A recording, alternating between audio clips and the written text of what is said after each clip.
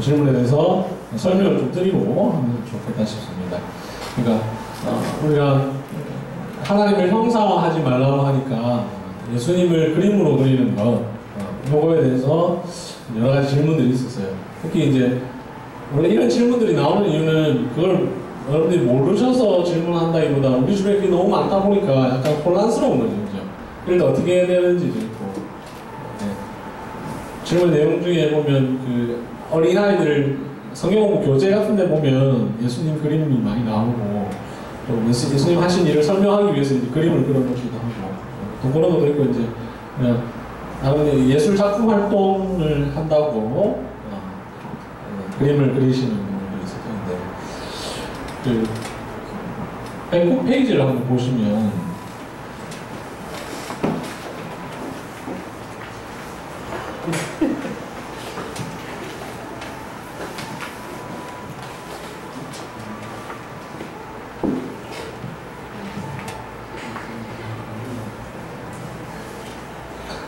뱅크 페이지를 보면 하이델베르 요리문답 97문답이 나오잖아요. 그죠?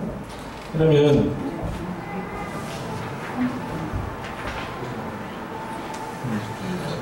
이 97문답의 질문을 보면 이러잖아요. 그렇다면 어떤 형상도 만들면 안 됩니까? 그럼 96문은 뭐라고 물었는지 먼저 볼 필요가 있겠는데, 103페이지에 보면 96문을 인용해놨는데 103쪽에 보면 하이델베르 요리문답 96문 제2계명에서 하나님께서 원하시는 것은 무엇입니까? 어떤 형태로든 하나님을 형상으로 표현하지 않는 것이고 했잖아요. 그죠? 그러면 97문은 우리가 딱 생각할 때 매우 불필요해 보입니다. 그잖아요. 앞에 다 말해놨는데 뭘 또 그렇다면 또 얘기하면, 근데 또 안 됩니다. 됐죠? 근데 또 재밌는 거는 그러면 101쪽을 봅시다. 98문 또 뭐라 했을까? 그렇다면 참 징하다, 그죠? 앞에 말했는데 뭘 또 그렇다면 회사는 평신도를 위한 책으로서 어떤 형상들을 형성해서도 안 됩니까? 이 질문인데, 자, 이 질문의 의도를 좀 배경을 생각해야 되는데 뭐냐면, 자, 여러분들 여기 글자 모르시는 분 혹 계십니까? 혹 있을 수 있습니다. 있는데 말을 못할 수도 있는데, 대한민국의 글자를 모르시는 분은 매우 적습니다. 그죠? 그게 적은 거는 지금 2017년에 매우 적고 1950년쯤 생각해보면 좀 있습니다. 더 올라가면 더 많습니다. 자, 근데 대한민국은 한글을 사용하기 때문에 이 한글이라는 글자의 우수성 때문에 문맹률이 매우 낮고 교육률이 높다 보니까 매우 낮습니다. 전체적으로. 그죠? 자, 근데 우리가 이 하이델베르 요리문답이 작성되었던 1563년으로 쫙 거슬러 올라가서 상상을 해봅시다. 사람들이 대부분이 글자를 모릅니다. 그는 배우지 못했기 때문에. 그리고 우리 한글의 우수성 같은 좋은 글을 사용하는 것이 아니기 때문에. 그리고 또 더 재밌는 것은 그 당시에는 교회에서는 주로 라틴어로 예배를 드리던 시대였던. 그러나 이제 겨우 변한 지 얼마 안 됐어요. 그러니까 잘 몰라요, 그걸. 그래서 그때 뭐가 많이 사람들에게 사용되어졌냐면, 자, 글자를 모르는 사람에게 사용하기 위해 가장 좋은 것이 뭐냐면 그림이었던 거예요. 그런데 그런 사람들에게 그림으로 하면 안 됩니까? 라고 묻는 거예요. 근데 그래, 그런 사람들은 좀 해도 됩니다. 이게 아니라 안 됩니다. 우리는 하나님보다 더 지혜로운 채 해서는 안 됩니다. 하나님께서는 그의 백성들이 말 못하는 우상을 통해서가 아니라 그의 말씀에 대한 살아있는 강설, 설교를 통해서 가르침 받기를 원하십니다. 자, 만약 하나님이 정말로 글자를 모르는 사람들이 1500년보다 그 전에 더 많았을 거 아니에요, 그죠? 그걸 하나님 모르실 리가 없는데, 그러면 우리한테 복음서를 어렵게 이렇게 남겨주시 마시고, 네? 그림으로, 그죠?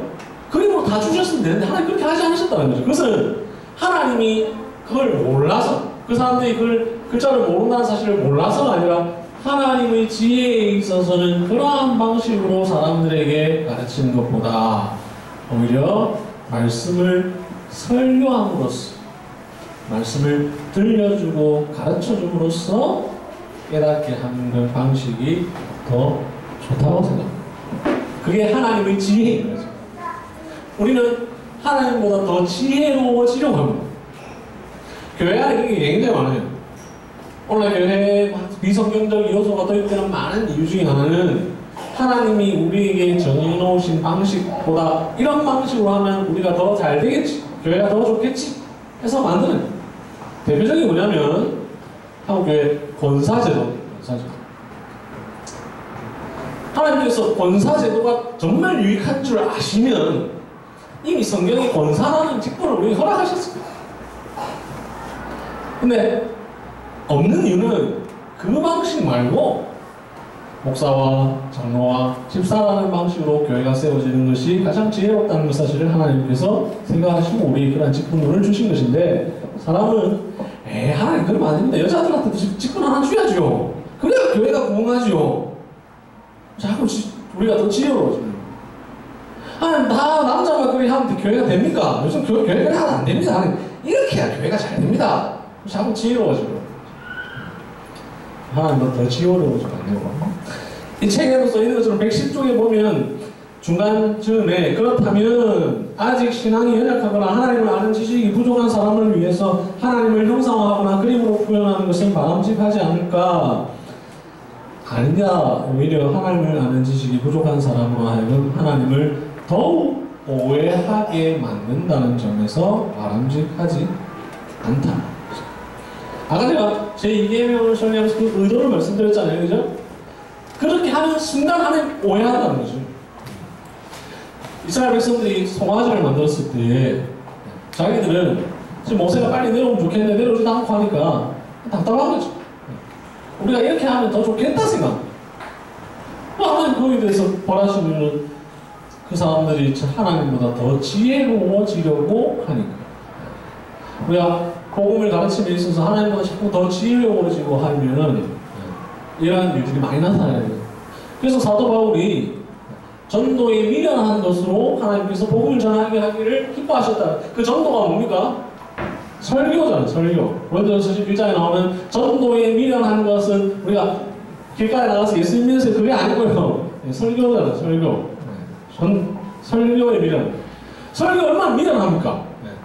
한 30분, 40분 동안 옹교회 교인들 앞에서 가만히 앉아있는 사람들에게 하나님 말씀을 설명하는 방식이 헬라인에게는 미련한 것처럼 보인다고요. 근데 하나님께서 그러한 방식으로 교회가 세워지게 하셨다는 거예요. 제 얘기는 다 연결되는데, 설교 말고 아까 예를 든 것처럼 열린 예배처럼 막 이렇게 하면 교회가 더 잘 될 것 같잖아요. 그래야 더 많은 사람들이 그리스도를 알고 더 할 것 같잖아요. 또 설교에서 하나님의 죄와 심판과 공의에 대해서 설교하지 말고 오직 사랑과 화평과 복음에 대해서만 하면 더 좋을 것 같잖아요. 근데 하나님의 지혜에 있어서 그렇지 않다는 거죠. 룻기를 보면 룻이 이방이 돼서 그리스도인, 이제 이스라엘 백성이 되게 되는 계기가 뭔지 압니까? 남편 잃고 시아버지 잃고 그거 보고 나서 예수 믿습니다. 하나님 믿습니다. 우리 집에 좋은 일이 막 생기니까 룻이 어머니의 하나님이 나의 하나님이 되고 이래 하는 게 아니라 오늘 시집을 갔는데 시아버지가 갑자기 죽었어요. 그 자세히 보시면 그 룻이 결혼했는데 아이가 없습니다. 10년이 이상 지났는데 결혼했는데도 이제 오늘날 관점에서 생각하지만 구약적 관점에서는 저희도 뭐 9년 만에 아이를 사겠지만 그 이제 오늘날 시대는 자녀가 있고 그와 하나님의 복과 관련해서 상관없는데 과거 구약 시대는 중요한데 10년 동안 자녀가 없어요. 그런데 자기 남편도 죽고 또 시아주부님도 죽고 다 죽는다고요. 집안에 안 좋은 일만 생겨. 근데 룻이 그러니 하나님 어머니 나는 하나님 못 믿겠습니다. 이게 아니라 어머니의 하나님이 나의 하나님이 되겠다 한다고요. 우리는 생각할 때에 복음의 좋은 요소, 사람들이 보기에 좋아 보이는 요소만을 가르치면 오히려 그것이 더 지혜롭다고 생각이 마련이지만 하나님의 지혜는 전혀 그렇지 않다는 거죠.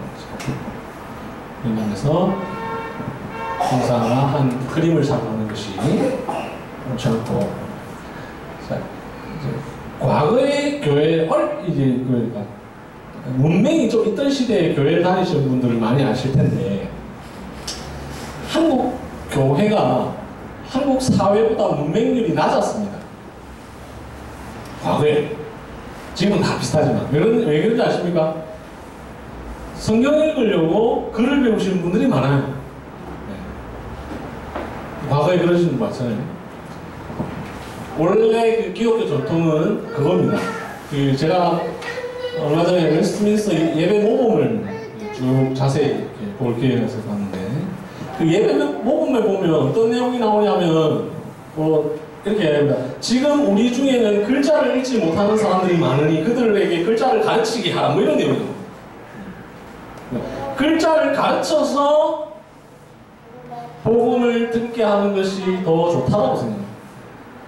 이런 거죠. 그러면 이제 답이 좀 되시는지 모르겠습니다. 그래서 복음서의 사건이나 구약의 사건들을 그림으로 하면 우리는 더 좋을 거라고 생각하지만 아니다. 오히려 하나님의 말씀을 설명하는 것이 하나님께서 우리에게 주신 더 지혜로운 방식입니다. 뭐 이제 또 아까 뭐 예술 관련해서는 제가 또 엄밀하게 잘 답을 드리기 좀 애매하다 할 수도 있겠다 싶습니다.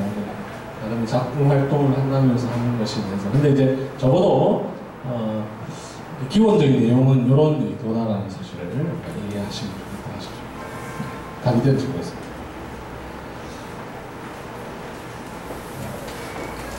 네, 이 하이델베르 문답도 그 배경을 좀 이해하면 이 문답이 왜 이렇게 나오는지, 앞에서 다 얘기했는데 또 아니라고 이거는 그 시대에도 그렇게 하려고 하는 사람들이 굉장히 많았다는 거예요. 제5계명, 한국교회에서 제일 많이 듣게 되는 계명이 이제 제5계명인데, 말씀드린 대로 어버이주의를 이제 많이 하기 때문이죠. 근데 그10계명의 전반적 흐름에 기초하지 못하고 어떤 상황에 근거해서 그 계명을 대하게 될 때에 사람들은 늘 계명을 오해하기 마련이거든요. 제5계명을 한국교회에서는 주로 기독교적 성경적 가치관에 근거해서 가르치는 게 아니라 매우 유교적 가치관에 근거해서 그냥 가르칩니다. 제5계명이 내 부모를 공경하라는 말은 기본적으로 우리가 생각하는 그런 뜻도 있지만, 여기서 말하는 부모는 더 넓은 범위를 갖고 있으니, 요리만 나눠보면 매우 단순화시켜서 제5계명이 말하는 부모는 윗사람과 아랫사람, 뭐 동등자입니다, 이렇게 단순하게 설명하고 있는데, 물론 근거구절에서 다 이미 다 달아놓고 있습니다만은 그걸 자세히 찾아보지 않으면 알기가 참 어려운데, 그래서 이제 제 책에서 199쪽, 200쪽에 나와 있는 본문을 쭉 보시면 성경에서 아버지 혹은 어머니를 가리키는 대상이 육체적 부모 외에 다른 사람들에게도 그 단어가 쓰였다는 것을 보게 됩니다.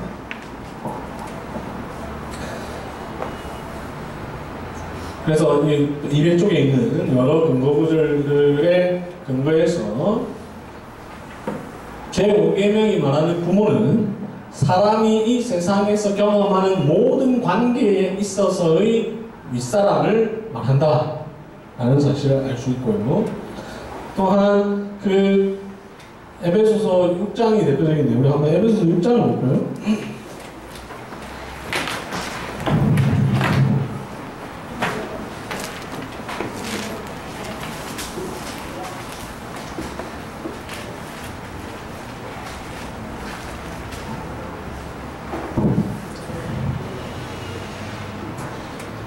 에베소서 6장 1절부터 3절이 이제 대표적으로 이제 한국에서 이제 어버이주의날 의외로 제5계명이다 본문이 별로 없으니까 한 올해는 출애굽 20장이 몇 절이고 하여튼 1절로 하고 다음 내가 에베소서 5장하고 6장하고 그 다음에 또 출애굽기하고 이렇게 이제 번갈아가면서 에베소 6장 1절부터 3절에 보면 이제 제5계명을 설명을 하고 있는데 바로 이어지는 4절에 보면 또라는 말과 함께 아비들아 자녀를 노엽게 하지 말고 이렇게 얘기합니다.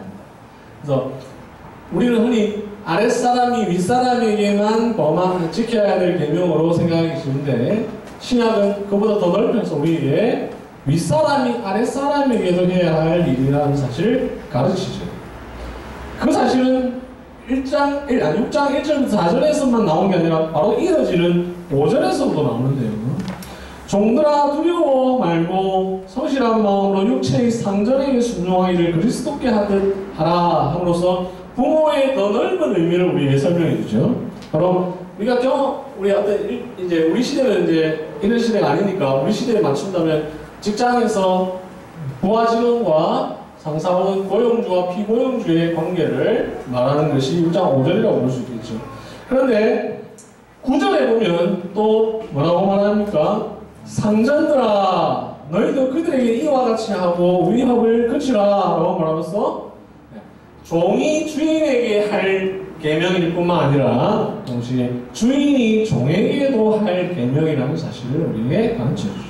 이러한 본문의 근거에서 제5계명이 말하는 내 부모를 공경하라는 말씀은 우리가 관계하는 모든 관계에서의 아랫사람이 윗사람에게 지켜야 할 계명일 뿐만 아니라 또한 동시에 윗사람이 아랫사람에게 지켜야 할 계명입니다. 이런 점에서 어떻게 보면 한국교회가 5월 둘째 주일에 제5계명을 설교하는데 5월 첫째 주일에도 제5계명을 설교해서 제5계명만큼은 잘하고 있는 게 아닐까 이렇게 생각할 수도 있겠다고 우리가 억지로 한번 적용을 해보겠습니다. 자, 그러면 왜 하나님께서 부모를 공경하라고 하셨고 왜 하나님이 그냥 부모를 언급하셨느냐 이걸 두 가지를 함께 생각해 볼 수 있는데 공경을 하라고 하신 이유는 이 세상의 모든 권세는 하나님으로부터 온다라는 사실을 우리에게 가르쳐 주시기 위함입니다. 이 사실은 로마서 13장에 매우 잘 설명되어져 있습니다. 로마서 13장 1절에 보면 각 사람은 위에 있는 권세들에게 복종하라. 권세는 하나님으로부터 나지 않음이 없나니 모든 권세는 다 하나님께서 정하시더라. 제 책의 또 다른 장점 중에 하나는 성경을 안 찾아봐도 되게 될 정도로 책에 다 언급을 해놨습니다. 이게 뭐냐면 제가 책을 평소에 읽으면서 느꼈던 답답함 중에 하나였는데 성경책을 찾아봐야 돼. 매우 그게 나쁜 건 아닌데 내 책을 앞으로 읽을 독자들 중에 상당수는 성경을 찾아보기 귀찮아서 안 찾아본 사람들이 많을 텐데 차라리 본문을 책에다 언급해주자 해서 다 언급했습니다. 웬만하면 저희가 가로로 이렇게 특별히 언급한 그 근거로 둔 것 외에는 제가 구절을 다 언급해놨어요. 그래서 성경책을 두고 보면 제일 좋지만 안 두고 봐도 좋을 정도로 이렇게 해놨는데요. 모든 권세가 하나님께로부터 온다는 사실을 우리에게 가르쳐주기 위해서 이 계명을 주셨다. 그래서 이 계명의 의도는 모든 권세는 하나님으로부터 오며 그 모든 권세를 주시는 하나님만이 가장 최고의 권위자이시다라는 사실을 우리에게 가르쳐줍니다. 그런데 왜 이것을 부모를 공경하라는 말씀으로 언급하셨느냐? 부모란 우리가 이 세상에 태어나서 가장 먼저 경험하는 인간관계이기 때문입니다. 오늘날에는 간호사나 의사를 최초의 인간관계로 맞이하지만 그걸 그냥 잠시 얼굴만 봐서 뿌리고 실제로 이 세상에서 태어나서 사람들이 경험하는 인간관계의 가장 기본은 부모입니다. 그죠? 그래서 부모를 공경한다면 그것으로 모든 것이 다 포괄되기 때문입니다.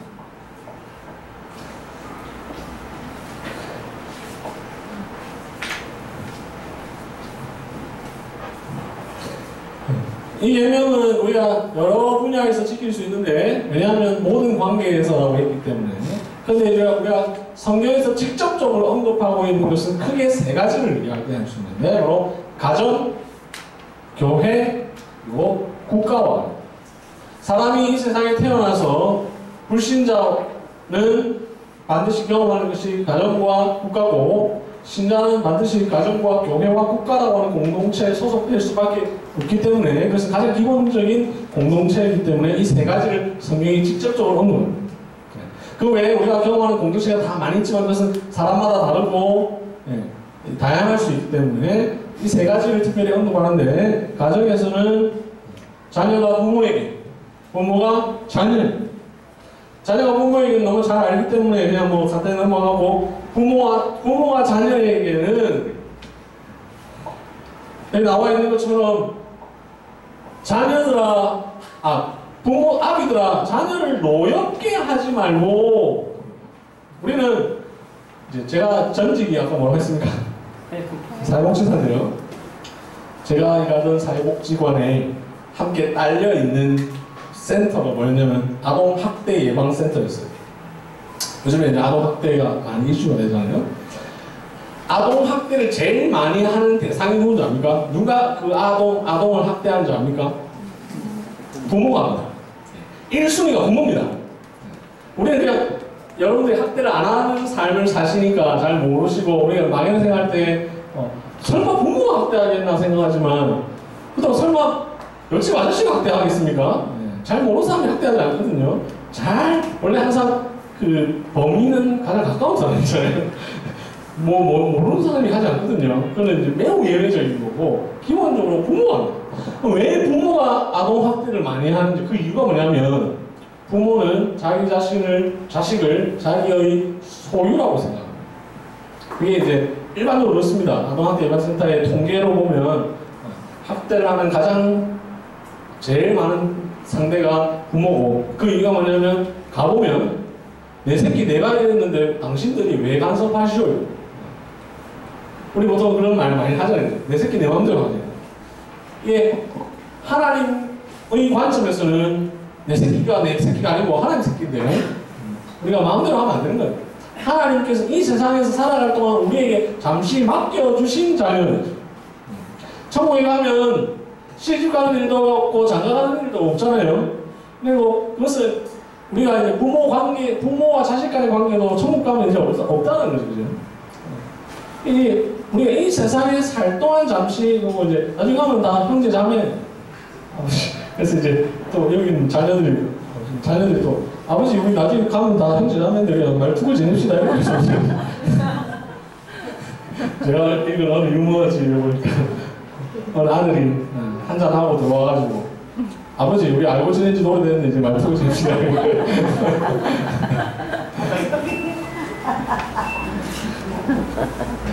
부모는 자녀를 함부로 할 수 없고, 하나님께서 자기에게 잠시 맡기신 동등한 형제라는 사실을 생각해야 됩니다. 자녀를 노엽게 하지 말고 주의 교훈과 훈계로 양육하라. 부모가 자녀에게 행할 수 있는 제5계명은 다른 게 아니고 하나님의 말씀을 가르치는 일입니다. 성경에 부모는 자녀가 세상에서 잘 되게 하고 돈 많이 벌어주고 이걸 말하지 않습니다. 부모의 역할 딱 하나밖에 말 안 하는데, 성경에 보면 자녀에게 말씀을 가르치는 거예요.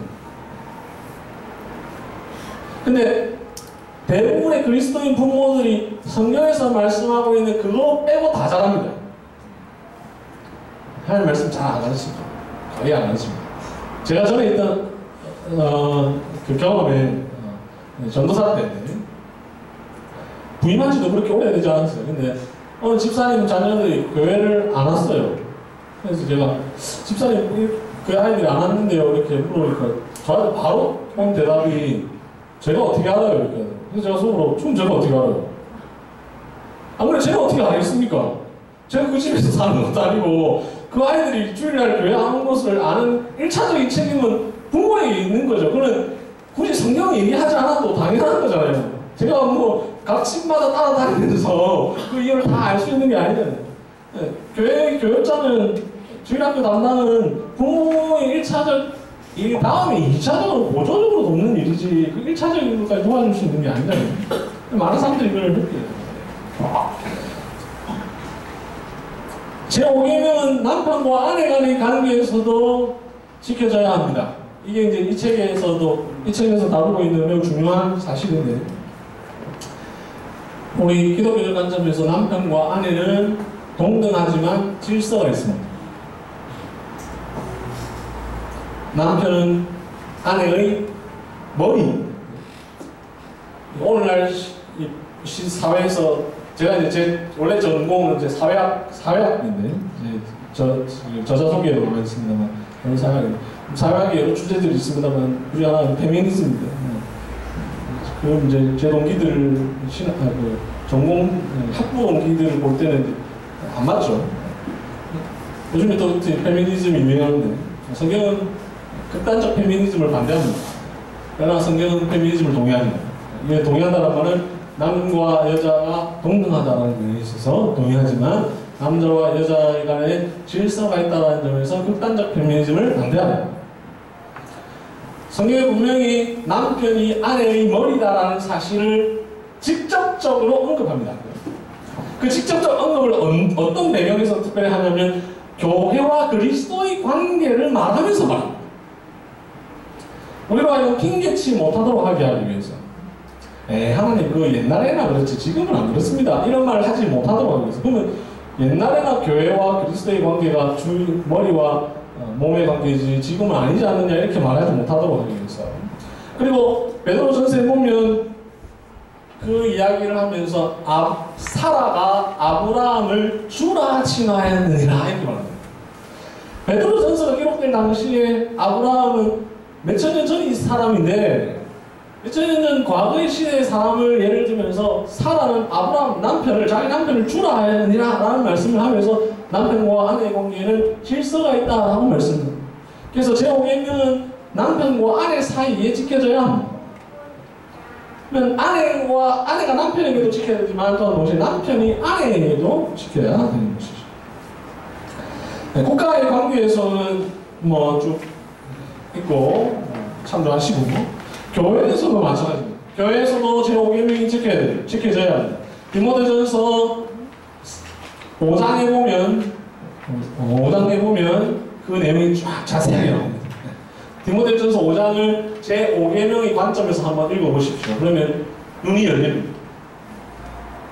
그냥 읽을 때 잘 안 느껴지던 게, 제5계명의 관점에서 디모데전서 5장을 읽으시면 눈이 확 그러면서 5장 쭉 읽어가다가 5장 17절을 딱 읽으면 눈이 활짝 열려요. 만화 주인공이 눈이 확 열려요. 뭐냐면 잘 다스리는 장로를 배나 존경할 자로 알되 말씀과 가르침에 수고하는 이들에게 더할지니라 이렇게 나오거든요. 그죠? 5장 1절부터 쭉 보면 교회 안에 있는 우리 어른들에게 복종하고 순종할 것을 쭉 얘기하다가 구체적으로 어떤 사람들을 언급하는데, 바로 장로에게 순종하라, 그리고 말씀과 가르침에 수고하는 이들에게 더할지니라 이렇게 얘기하죠. 여기서 제 책에서 이제 얘기하는 것이, 교회 안에서 지켜야 할 제5계명은 직분자에게 순종하는 것이다. 디모데전서 5장 17절은 장로교회가 매우 중요하게 여기는 본문입니다. 장로교 정치 원리, 목사와 장로가 교회를 치리하는 것에 대해서 이야기하는데, 성경에 보면 목사라는 단어는 딱 한 번 나옵니다. 어디 나옵니까? 에베소서 4장 11절에 딱 한 번 나옵니다. 11절만 나 11절에 12절 그 구절에 나옵니다. 목사와 교사에게, 목사와 교사로 이렇게 합니다. 그러면 성경에 목사라는 직접적 언급은 딱 한 번 나오는데, 간접적 언급이 여러 번 나오는데, 그건 뭐냐면 장로라는 말을 통해서 나오죠. 장로는 크게 두 가지죠. 디모데전서 1장 17절 말씀에 근거해서, 제 이제 진짜 전공은 원래 제가 진짜 강의를 잘할 수 있는 직분론입니다.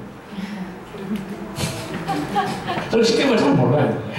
어쩌다 보니까 십계명 책을 처음으로 쓰게 됐는데, 이걸 제가 쓰려고 쓴 게 아니고, 어떻게 하다 보니까 쓰게 됐어요. 그러다 보니까 이제 십계명 전공자인 것처럼 이제 생각할 수 있지만, 저는 십계명을 잘 몰라요. 제가 정말 좋아하고 재밌어하고 잘 가르칠 수 있는 직분론인데, 다음에 불러주시라는 말씀은 아니고요. 성경에 보면 장로라는 말이 많이 나오는데, 그 장로라는 말을 딱 한 번 이런 장로와 저런 장로로 나누어 주는데 그게 디모데전서 5장 17절입니다. 잘 다스리는 장로, 그래서 우리가 흔히 말하는 장로, 치리 장로, 다스린다라고 해서 치리 장로. 말씀과 가르침에 수고하는 장로, 그래서 교육 장로, 즉 목사, 가르치는 장로. 그래서 장로교회는 장로에는 두 개가 있다고 생각합니다. 이 합동측 헌법에 보면 이게 아주 잘 나와 있습니다. 장로는 두 반이 있으니 하나는 목사요, 가르침과 말씀과 가르침에 수고하는 목사요, 하나는 다스리는 치리 장로라 합니다. 이렇게 중요합니다. 이들에게 순종, 지금 10분도 강의가 아니니까 이제 요 정도만 하고 이제 제가 이제 요 잘한다는 걸 알려드리고 그 목사와 장로에게 순종하라고 말합니다. 그래서 교회 안에서 지켜야 할 제5계명은 직분자의 치리에 복종하는 것이 제5계명을 지킵니다. 반대로 윗사람이 아랫사람에게 해야 될 일이니 잘 다스리는 것, 말씀과 가르침에 수고하는 것, 이것이 제5계명을 지키는 것입니다. 또한 왜 목사와 장로가 제5계명의 중요한 대상이냐, 이 사실은 아까 제가 잠시 언급한 부모의 중요한 역할과 관련됩니다. 부모의 중요한 역할은 뭐라고 했습니까? 말씀을 가르치는 일입니다. 교회의 부모는 목사와 장로입니다. 왜냐하면 그들이 말씀을 가르치는 자들이다.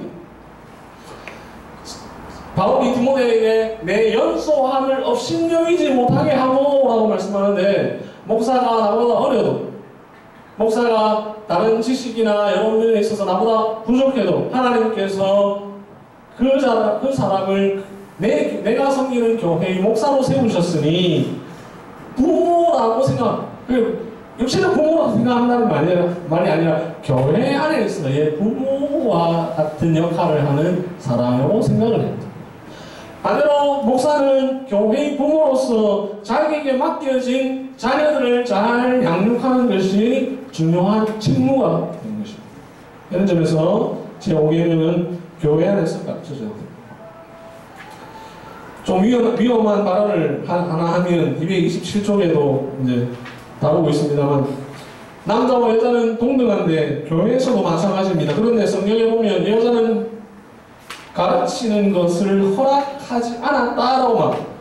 이 책이 아주 탁월한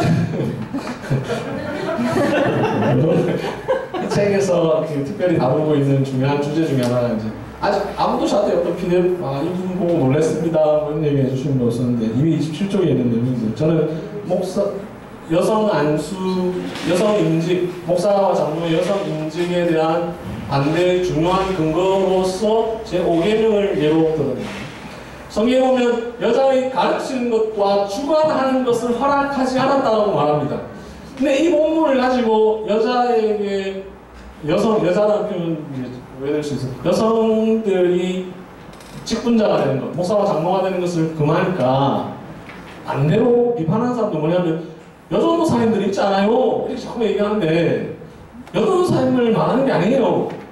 여기 가르치는 것과 주관하는 것이라는 표현이 어떤 맥락을 가지고 어떤 문맥적인 표현을 갖고 있는지를 잘 생각해야 됩니다. 아까 말씀과 가르침에 수고하는 그 가르치는 것, 그리고 잘 다스리는, 주관하는 그 다스림과 관련된 거기 때문에 목사와 장로의 직분과 관련해서 말하는 겁니다. 그래서 교회 안에서 여성이 목사와 장로가 될 수 없는 것은 제5계명인데, 그러면 더 나아가서 제5계명의 의도를 생각할 필요가 있는데, 제5계명의 의도는 모든 권세는 하나님께서 세우신다고 하는 거죠. 그래서 왜 여자는 하면 안 돼요? 이런 논리로 접근하면 하나도 안 맞아요. 이게 모든 권위를 하나님께서 세우십니다. 남자가 대단해서 하나님이 남자를 목사로 세우신 게 아니고요. 남자가 뭐 좀 잘해서 아니고요. 하나님께서 그냥 그렇게 세우신 거예요. 그 이유는 디모데전서 2장 11절 12절에 잘 나와 있는 것처럼 아담이 먼저 지음을 받았고 하와가 그 후면 아담이 속은 것이 아니요 여자가 속았습니다. 이건데 여기 보면 매우 중요한 사실이 나오는데, 사도 바울은 두 가지를 얘기합니다. 하나는 창조의 질서를 이야기합니다. 아담이 먼저 지었고 그 여자가 후며, 두 번째 타락을 통하여서 이루어진 일을 설명합니다. 아담이 속은 것이 아니요 여자가 속았습니다. 창조와 타락의 원리를 기초해 볼 때에 안 된다는 거예요. 하나님께서 처음 사람을 지으실 때, 나중에 7계명하고 나오는데, 하나님 사람을 지으실 때 남자와 여자를 동시에 만드실 수도 있었습니다. 그죠? 그렇게 해도 돼요. 그렇게 하실 수 없는 분이 아닙니다. 그런데 하나님이 매우 의도를 가지시고 남자를 먼저 지으시고 바로 여자 만드시고 짐승들을 만드시고 그리고 좀 이따가 여자를 만드시고. 왜 하나님이 이렇게 하셨을까? 하나님이 질서를 세우십니다. 왜 남편이 아내의 머리가 되느냐?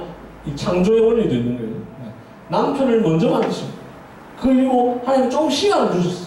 근데 이게 그냥 창세기에 그런 내용만 있고 말면 억지 적용이 될 수 있지만, 방금 말씀드린 디모데전서 2장 12절에 13절, 14절에 나와 있는 것처럼 분명히 이는 아담이 먼저 지음을 받고 여자가 그 후면 아담이 속은 것이 아니요 여자가 속았습니다 라고 분명히 말하고 있다는 거죠. 이런 점에서 안 되는 것이니 이것은 어떤 불평의 대상, 공평의 대상으로 말할 것이 아니라 하나님께서 우리에게 당신의 창조의 질서와 타락이 일어나게 된 이유를 우리로 하여금 늘 깨닫도록 하시기 위한 하나님의 섭리라고. 우리가 교회 안에서 일어나는 많은 일들은 하나님께서 우리로 하여금 복음이 무엇인지를 가르쳐주게 하시기 위한 것들이 있는데, 그것은 이렇게 막 선포되는 말씀을 통해서 이루어지지만 교회 안에 일어나는 어떤 질서, 어떤 정치 이런 것을 통해서도 우리에게 보여주시는 거예요. 이런 점에서 너무 흥분했네요. 물 하나 치고 물 하나 치고 제 의견은 물 한잔 하고 제 의견부터 넘어가겠습니다.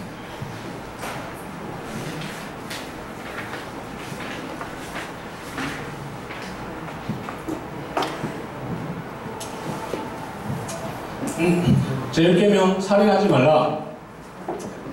살인하지 말라 하니까 우리 다 잘 지키지 생각하지만 아니라는 사실은 이제 여기까지 하고 나면 이제 그런 자신감 우리가 다 잃어버리게 됩니다. 여기 뭔가 있겠지. 여기서 우리가 생각해야 될 두 가지를 하나 생각해야 됩니다. 하나는 이거 하나님 안 주셨어도요 다 지킵니다. 살인 뭐 굳이 이것까지 주셨을까 이런 생각을 하게 됩니다. 이런 의도를 합니다. 여기에서 이제 뭔가 하나님이 주시는 의도가 있겠지 생각하는 거예요. 하나님이 살생을 하지 말라 하시지 않으시고 살인을 하지 말라 하셨다라는 점을 생각할 필요가 있습니다. 그리고 불교의 윤리와 관련해서는 불교는 살생 유택이라 사람만 얘기하는 게 아니라 모든 생명에 대하여서 죽이는 것에 대해서 중요하게 생각하면서 고기도 먹으면 안 되고 이런 거 나오잖아요. 근데 하나님 우리에게 살인만을 금하셨다는 것은 인과 생의 차이에서 오는 중요한 뭔가가 있다는 것을 알게 되지 않겠습니까? 그러면 사람이 다른 생명과는 다르구나 하는 점을 생각하게 되는 거죠. 사람이 다른 생명과 뭐가 다르냐? 성경을 자세히 보니까 하나님께서 이 세상을 창조하실 사건을 쭉 보니까 1장과 2장에 그 내용이 나와 있는데 1장은 하나님이 창조하신 모든 일들에 대해서 쭉 설명을 하고 2장은 어떤 자유주의자들이 말하는 것처럼 또 다른 이야기를 말하는 것이 아니라 1장에서 있었던 사람 창조를 다시 자세히 설명합니다. 그래서 1장만 보면 마치 하나님께서 남자와 여자를 함께 창조하신 것처럼 보이지만 그것은 그냥 창조의 있었던 일들을 쭉 열거하다 보니까 그렇게 말씀하고 있는 것이고 2장에서 설명하고 있는 것처럼 이런 일들이 일어나게 되는 것이죠. 그래서 근데 하나님이 1장의 다른 것들에 대해서는 그냥 쭉 얘기하시고 마지막 날, 그것도 마지막 날 중에서도 사람에 대해서만 2장에서 자세하게 설명하고 계시다라고 하는 것을 사람이 다른 피조물과 다른 어떤 중요한 특성이 있다는 사실을 우리가 알게 되죠. 그것은 창세기 1장 26절 말씀에 나와 있는 말씀을 통해서 더 선명하게 됩니다.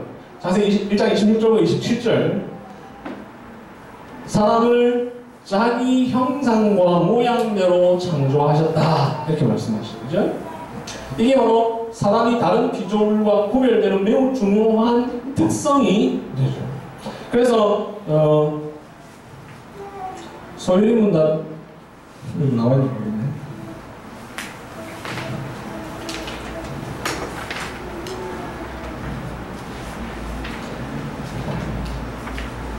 여기 그 237조 그 각주에 보시면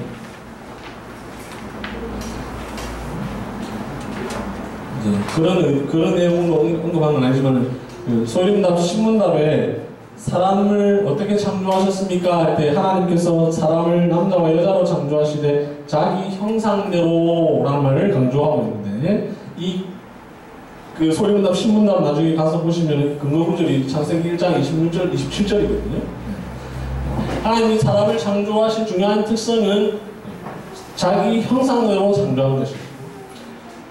그래서 그것 때문에 하나님이 사람을 죽이는 것에 대하여 금하셨다라는 사실을 생각해 볼 수 있는데 그것이 더욱 명확해지는 것은 강의 시작할 때 우리가 함께 읽었던 창세기 9장 6절 말씀에 보면 다른 사람의 피를 흘리면 또 피를 흘릴 것이니 이는 하나님이 자기 형상대로 사람을 지으셨습니다 라고 말씀했죠.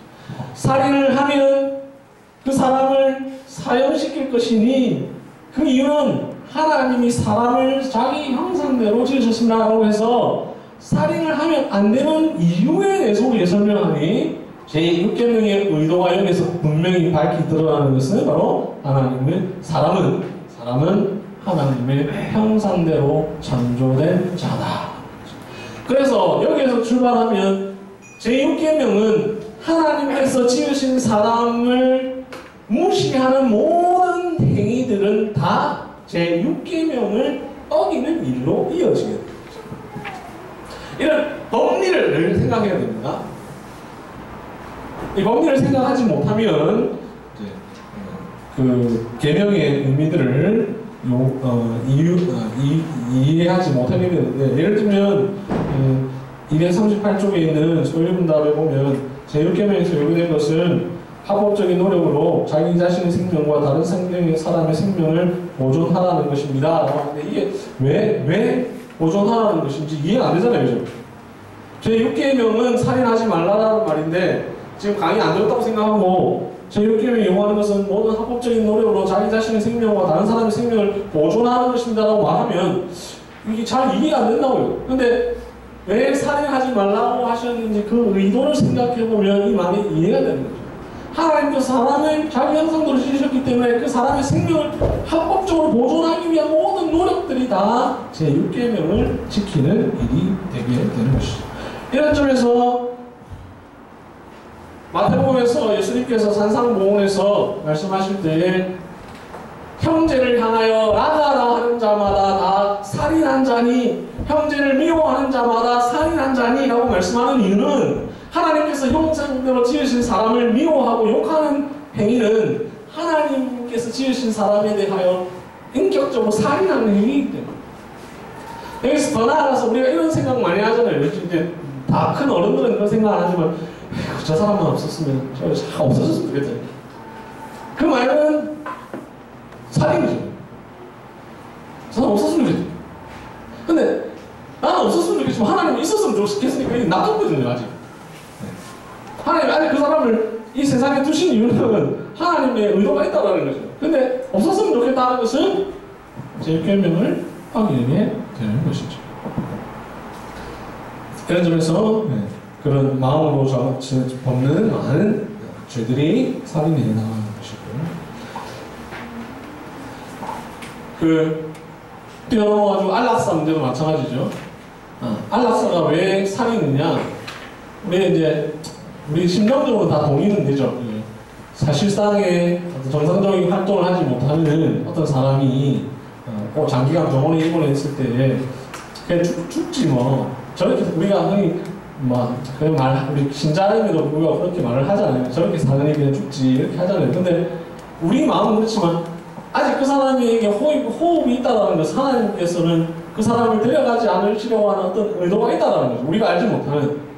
그래서 살아있는 것인데 우리가 저렇게 사느니 죽지 하는 것은 그건 매우 우리 관점이고, 이것은 또 고통에 관한 문제와 연결되어지는데, 과연 그러면 어떻게 사는 것이지 저렇게 사느니 죽는 것 정도에 해당하느냐 할 때에 그 기준은 객관적일 수가 없다는 거죠. 안 그렇습니까? 이 세상에 많은 사람들이 다 삶의 이유와 가치가 있는데, 때로는 어떻게 볼 때 저 사람 뭐 저렇게 사냐고 할 수 있지만 그게 아닐 수도 있다는 거죠. 그걸 어떻게 객관적으로 우리가 기준을 잡을 수 있냐는 거죠. 그럼 아무 일도 하지 못하고 누워있는 갓난아기와 아무 일도 하지 못하는 나이 많으신 노인의 표면적 상태는 사실 같거든요. 그런데 우리는 나이 많은 사람에 대해서는 저렇게 사느니 죽는 게 낫다는, 그럼 애기도 보고 저렇게 사느니 죽는 게 낫지 이렇게 생각할 수 있지 않겠습니까? 그죠? 근데 그 대표적인 예가 또 이제 누구에서 볼 수 있냐면 욥을 통해서 우리가 볼 수 있는 거예요. 욥이 고통 당할 때 욥의 아내가 욥에게 뭐라고 말했습니까?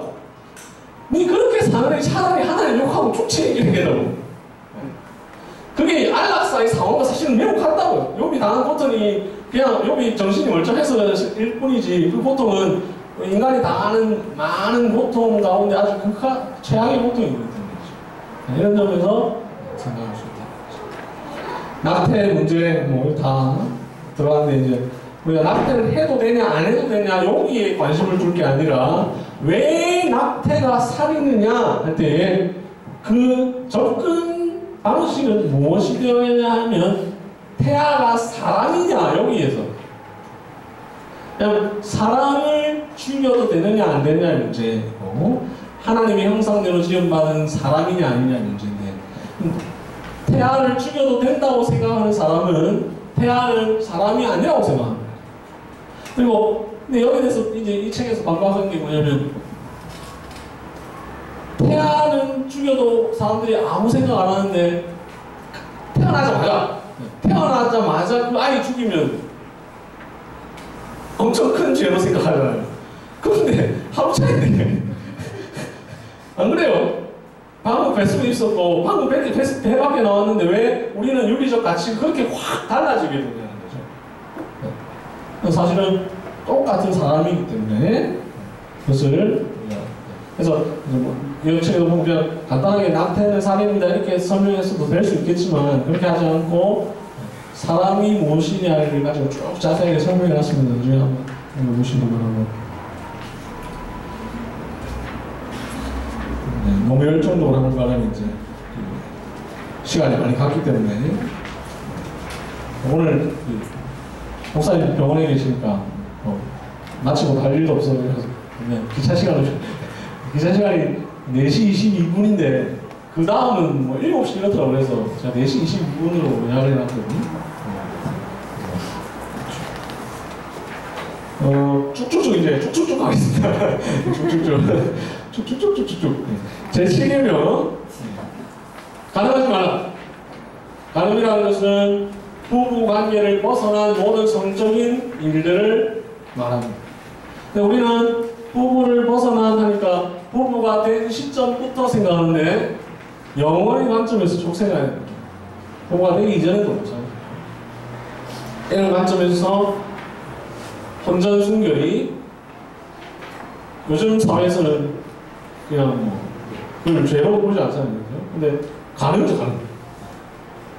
장차 자기가 결혼할 어떤 사람에 대한 것일 수도 있지만, 설령 그 사람과 결혼한다 하더라도 그건 가늠이죠. 왜냐하면 부부 관계를 벗어난 일이기 때문에. 부부가 아니기 때문에. 부부일 때와 부부 아닐 때와는 다르기 때문에. 왜 하나님께서 제7계명을 주셨느냐? 결혼 제도의 소중함을 우리에게 알게 하시기 위함이라는 의도를 생각해야 되죠. 성경에서 하나님께서 세우신 최초의 제도가 결혼이고, 그 결혼의 제도에 대해서 우리에게 매우 자세하게 쭉 설명해 주시는데, 이제 이 책에서는 특히 그 결혼에 대한 자세한 설명을 달아놨습니다. 282쪽부터 보면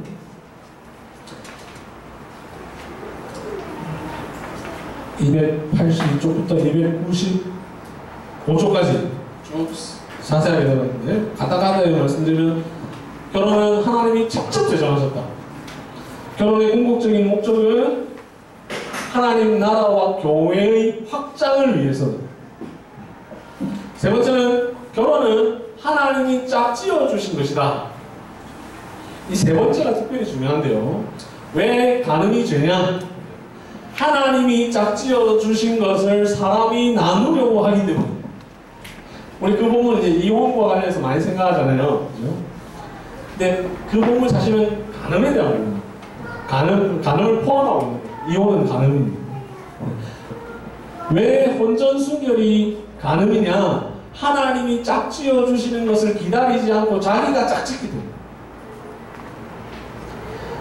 왜 결혼은 하나님이 짝지어 주셨느냐? 마태복음에도 보면 하나님이 짝지어 주신 것을 사람이 나누지 못할지니라고 말씀하고 있지만 창세기 2장의 문맥을 자세히 보시면 아까 제가 잠시 언급한 것처럼 남자를 만드시고 나서 바로 여자를 만들지 않으시고 남자를 만드시고 나서 짐승들을 만드시고 나서 짐승들을 아담에게로 데리고 오십니다. 그리고 이름을 짓게 하십니다. 데리고 나서 아담이 돕는 매필이 없다라는 사실을 스스로 인식하게 만드시고 하나님께서 하와를 지으신 뒤에 그를 아담에게로 데리고 오십니다. 그때에 아담이 뭘 하냐면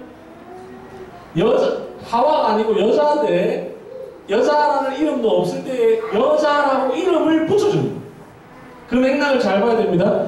아담이 짐승들의 이름을 쫙 붙여주다가 그들 다 돌려보내고 하나님이 지은 사람을 데리고 오니까 그 사람에게 너는 여자라 이렇게 이름 붙여줍니다.